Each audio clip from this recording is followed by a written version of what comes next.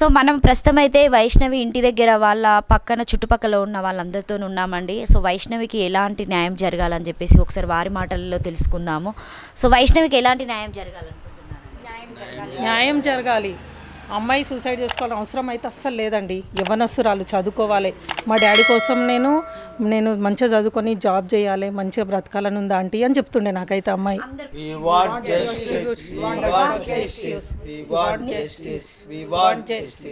వైష్ణవికి న్యాయం జరగాలి, వైష్ణవికి న్యాయం జరగాలి, వైష్ణవికి న్యాయం జరగాలి, వైష్ణవికి న్యాయం జరగాలి.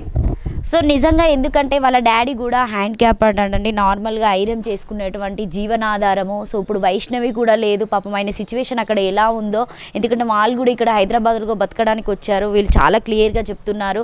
సో ఆ పాప ఆ రోజు కూడా ఫోన్ చేసి డాడీ నా చెప్పులు తెగిపోయినాయి డబ్బులు వేయమని చెప్పేసి అడిగిందట.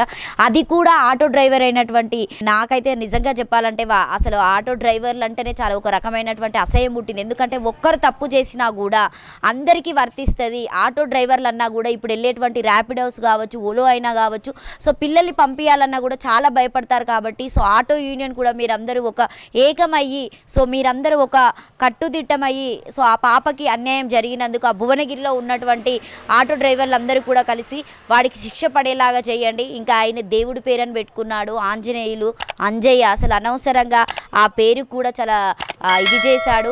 సో నా మాటలు అయితే అసలు చెప్పడానికి అసలు నాకైతే మాటలు రావడం లేదండి. అంటే ఎందుకంటే వాళ్ళ డాడీ వీళ్ళు చెప్పే విధానం చూస్తేనే నాకు చాలా బాధాకరంగా ఉంది. ఎందుకంటే పాపకు అమ్మ లేదు. సో అలాంటి సిచ్యువేషన్లో వాళ్ళ డాడీ ఐరన్ చేస్తూ ఆ పాపను ఇంతవరకు చదివిపించాడు అని అంటే సో రియల్గా గ్రేట్ అని చెప్పొచ్చు. కానీ ఇప్పుడు ఆయన ఏ దీన స్థితిలో ఉన్నాడని చెప్పేసి మనం చెప్పడానికి లేదు.